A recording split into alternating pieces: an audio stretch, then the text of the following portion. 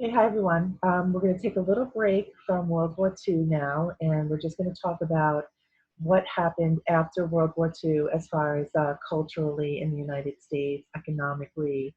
So a little bit of a lighter topic today, and then we will move on to Cold War after this.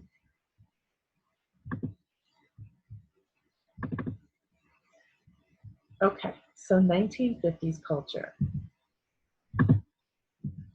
Wherever you see the red type is what you're going to fill in your notes. So 1950s prosperity. So it was a good time in the 1950s. To prosper means to grow, it means that things are flourishing, they're good. So the US economy continued to grow after World War II because of increased consumer spending. So consumers are people like you and me that were out there spending money. Americans had accumulated $135 billion in savings from defense work, service pay, and investments in war bonds. Americans were ready to buy consumer goods. By the mid-1950s, nearly 60% of Americans were members of the middle class. Consumerism, which means buying material goods, came to be equated with success and status. So people wanted what everyone else had. So if someone got a new car, they wanted a new car. If you got new electronics or you got a dishwasher in your home, then someone else wanted a dishwasher also. So it was called keeping up with the Joneses, that you had to have what everyone else had. So personal debt increased nearly 3 times in the 1950s. And remember, like before the Depression, when people couldn't afford something, they bought it on credit. The GI Bill. The Servicemen's Readjustment Act, also called the GI Bill, helped the economy by providing loans to veterans to attend college, set up businesses, and buy homes. With the help of the GI Bill, many veterans moved into suburbs. And suburbs is where we live, not the city, not the country, just in between. Cookie cutter homes. After World War II, returning vets faced a severe housing shortage. In response to the crisis, developers used assembly line methods to mass produce houses. Developer William Levitt bragged that his company could build a home in 16 minutes for $7,000. Of the 13 million homes built in the 1950s, 85% were built in the suburbs.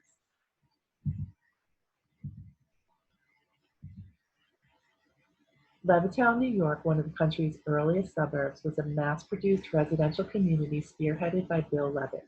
Between 1947 and 1951, other Levittown-type communities were built all over the United States. This is an example of American conformity, and Levittown is not too far from where we live. So this reminds me a little bit of The Giver. Everything's the same.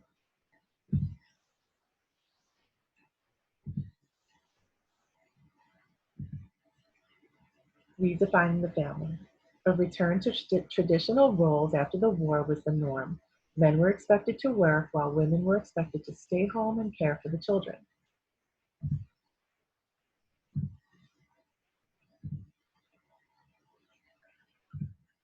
During the 1950s, the role of homemaker and mother was glorified in popular magazines, movies, and television.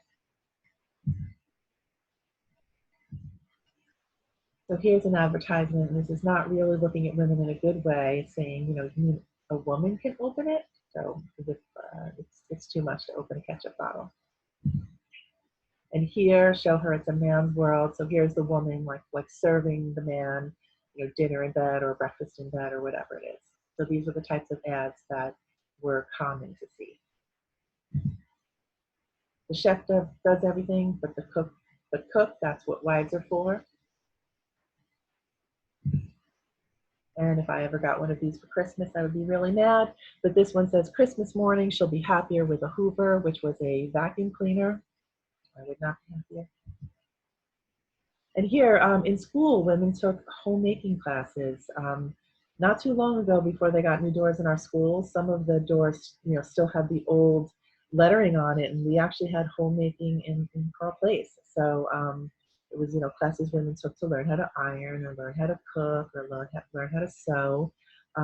Now that we call that home and careers, but some of that is still left over from the 50s. These girls on the right are learning how to, walk straight and delicately with books on their heads. So if you dropped the book, that meant that you weren't doing it graceful enough. And here were some how-tos to be a good wife. So just to skim through, making sure that dinner is ready on time, to prepare yourself and be refreshed when he arrives home, touch up your makeup and the ribbon in your hair, and be fresh looking, clean away the clutter, prepare the children, and make sure you wash their faces and hands, minimize all noise, don't greet him with problems or complaints. Have a cool or warm drink ready for him. Speak in a low, soft voice. Make sure you listen to him and make the evening his. The goal was to try to make your home a place of peace and order where your husband can renew himself in body and spirit. So this was from a book that was very popular for women to read on how to be a good wife. So let's recap for a minute and just see what we remember. So number one, how was the economy after World War II? So was it a good economy, a bad economy? Were people making money? Give you a minute to write down the answer. You can also pause. So yes, it was a prosperous, good economy. How was the typical housewife expected to act? Submissive to her husband, cook, clean, never complain. So sub means under, right? So submissive means that women had to listen to what men said. So they had to like obey and listen to their commands. Subservient is another way of saying that. The baby boom. During the late 1940s and through the early 1960s, the birth rate in the United States soared. At its height in 1957, a baby was born in America every 7 seconds. Over 4.3 million babies in 1957 alone. Baby boomers represent the largest generation in the nation's history.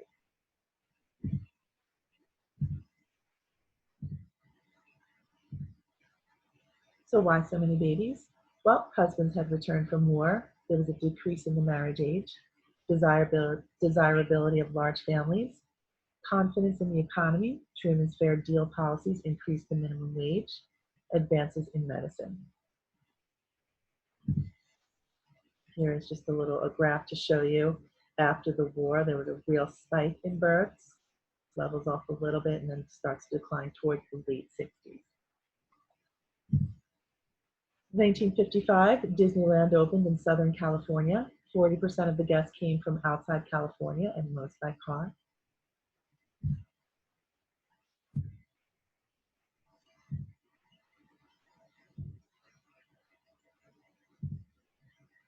So advances in medicine. So why were people doing better, right? Well, in the 1950s, there were many medical breakthroughs. There were antibiotics, drugs for arthritis, diabetes, drugs for cancer and heart disease, more surgical procedures. So all of this led to an increase in life expectancy, meaning that people were living longer now because of all of these advancements in medicine. Polio epidemic swept the nation in the 1940s and 1950s. FDR, I had told you, had polio, so he was actually in a wheelchair. My father, who was born in the late 1929, actually when he was 2 years old, he had polio. And it's a viral disease that affects the nerves and goes down your spinal cord. So it actually affected his muscles on one side of his body. But Jonas Salk developed an injectable vaccine that prevented polio. New cases of polio declined dramatically. And after Sabin later developed an oral vaccine for polio, causing the threat of polio to disappear in the United States. So Jonas Salk chose not to patent this polio vaccination, and unfortunately, he lost out on $7 billion, but it made it available to everyone. So this is what it would have looked like if someone contracted polio. Sometimes they were unable to walk or the muscles didn't work properly. So what factors contributed to the baby boom? If you can name one reason for the baby boom. If you said husbands returning from war, decreasing marriage age, advances in medicine, desirability of large families, or confidence in the economy, you're correct. In the post-World War II era, advances in medicine such as antibiotics and vaccinations led to. So how did this help people? A higher life expectancy, meaning they lived longer. And in the 1950s, Dr. Salk was instrumental in eradicating what disease? Polio. By the end of the 1950s, Americans were enjoying the highest standard of living in the world. Many Americans began working in white-collar jobs, such as sales and management, and for the first time, white-collar workers outnumbered blue-collar workers. Blue-collar workers are people who perform physical labor in industry. So during the 50s, businesses expanded rapidly. White-collar jobs exploded. So some of those included clerical jobs, management, professional jobs, sales, advertising, insurance, and communication.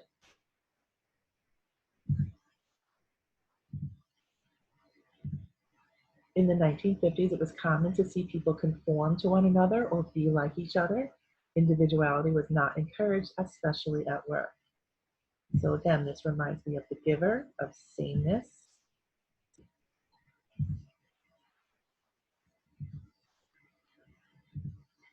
So advertising, the rise in luxury products led to growth of more sophisticated advertising. The advertising industry became the fastest growing industry in the United States, using new marketing techniques to sell products. Franchises also emerge. In the 1950s, also had an increase in franchises in which a person owns and operates one or several stores of a chain operation. A franchise is a company that offers similar services in many locations. Fast food restaurants developed the first franchises in America.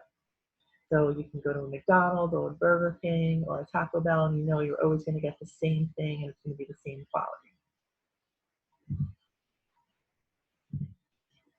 Here are some menu items and how much it would have cost back in the 50s.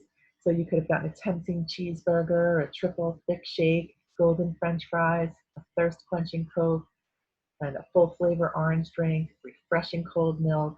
Look at that, all for 10 cents or 20 cents. KFC is another franchise. Jack in the Box, that actually there used to be one in Mineola many, many years ago. And here are some other products that started lining the shelves, different brand names. Tang, still around. M&M's. Barbie. Magazines such as Sports Illustrated. Motels popping up all over. Remember, we talked about now that highways are going to be created. Restaurants, motels, gas stations, all of these other industries are going to do well because of that. They're going to pop up along the highways. Game Yahtzee.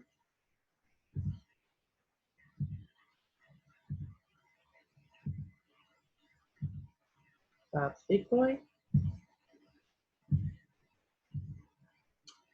Okay, so what are people who work desk job type jobs referred to as?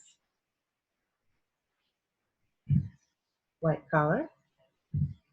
What businesses expanded? Advertising, marketing, and communications. And what is a franchise? A company that offers similar services in many locations. So Americans experienced shorter work weeks and more vacation time than ever before. Leisure time activities became a multi-billion-dollar industry.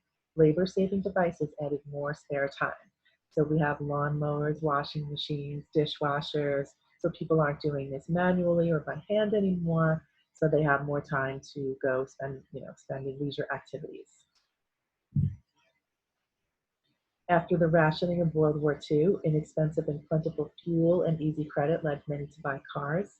By 1960, over 60 million Americans owned automobiles.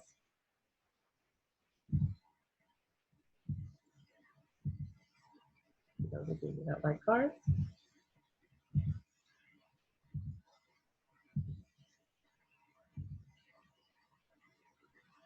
The Federal Highway Act.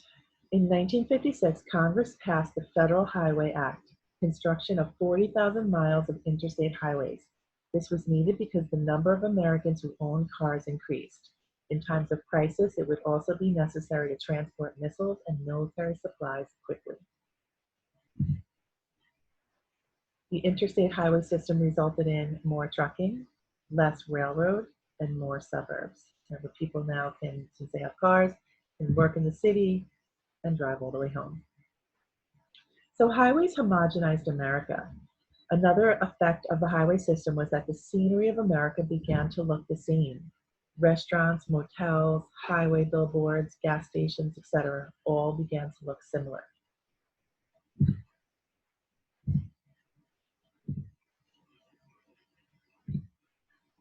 So what was the primary purpose of creating a U.S. interstate highway system funded by the 1956 Federal Highway Act? And what was the main reason? In times of crisis, it would be necessary to transport missiles and military supplies quickly. A new era of mass media led by television emerged in the 1950s. In 1948, only 9% of homes had TV. In 1950, 55% of homes had TV. And by 1960, 90% of American homes had TV. In the 1950s was known as the golden age of television. Comedies were the main attraction as Milton Berle, Lucille Ball, and Desi Arnaz were very popular. So you remember we watched that assembly line with Lucille Ball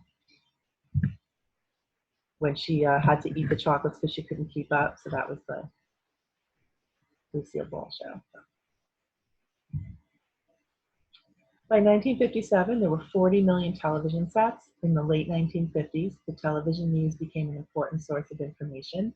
Advertising and sporting events became more common. TV Guide magazine quickly became the best-selling magazine.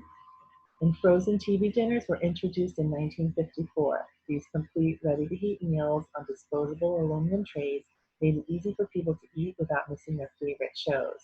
So this was, I used to eat these when I was a kid. So here's your starch, like potatoes. Here was your protein, which is just like turkey. Your vegetables, some peas and carrots. And then in the middle was a little dessert. We also had some iconic movie stars. Marilyn Monroe, James Dean. So what new technology greatly expanded after World War II? We said it, the TV. Young Americans rebelled against the conformist ideals of adult society and looked to controversial styles in music and literature. Soda shops were the it spot for teens to hang out.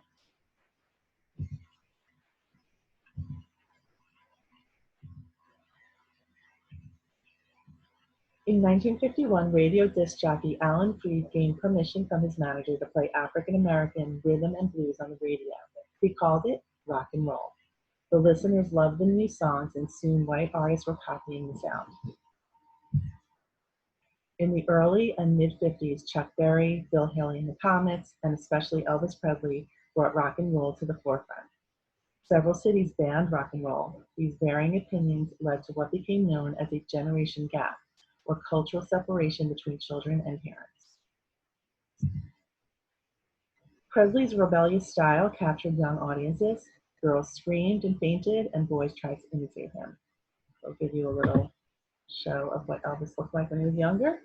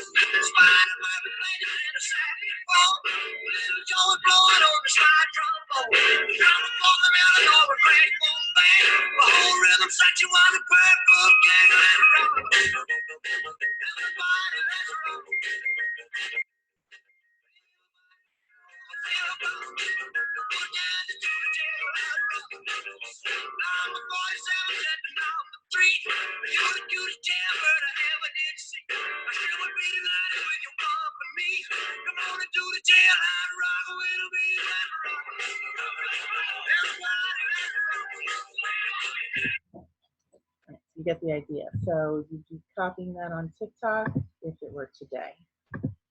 All right.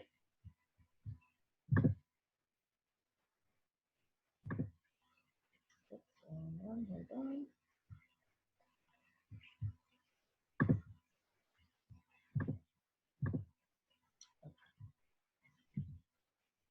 All right, so where do teenagers mostly hang out? Ice cream shops. Rock and roll can be traced to what African American style of music? Rhythm and blues. So during the 1950s, there was a rise in juvenile delinquency, criminal behavior abuse.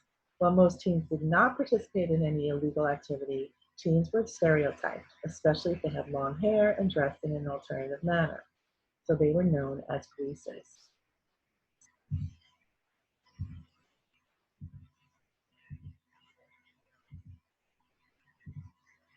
So who were seen as social rebels in the 1950s? Greasers. And now on to our questions. What type of business jobs increased during the 1950s? A, blue collar, B, farming, C, construction, or D, white collar? Which of these is a franchise? A, McDonald's, B, Rialto, C, Crawford's Pizza, or D, Cafe Bacci? Number 3, the birth rate dramatically increased after the war. This was called A, baby boom, B, baby buster. I'm sorry, A is boom boom, B is baby buster, C is baby boom, D, Federal Baby Increase Act of 1948. Number 4, which of the following was not a purpose of the Federal Highway Act? A, transport missiles, B, transport military supplies, C, provide highway for cars, or D, create jobs. Number 5, why were suburbs created? A, there was a housing shortage, B, Levitt couldn't build in the cities, C, to create jobs, or D, all of the above. Number 6, after World War II, how were women portrayed in the media? A, as head of the household, B, married homemakers, C, as subservient to men, or D, both B and C. Number 7, what new technology swept the nation in the 1950s? A, radio, B, television, C, Victrola, or D, video cameras. Number 8, what disease did Dr. Jonas Salk eliminate with his vaccine? A, polio, B, measles, C, rubella, or D, COVID-19? Number 9, who were seen as social rebels in the 1950s? A, musicians, B, drummers, C, greasers, D, doctors. And number 10, what was the new popular music during the 1950s? A, jazz, B, gospel, C, rock and roll, or D, soul. All right, guys, as soon as you're done answering the questions, please submit them. And then we will meet to go over these questions next time we get together in our class. All right, thank you.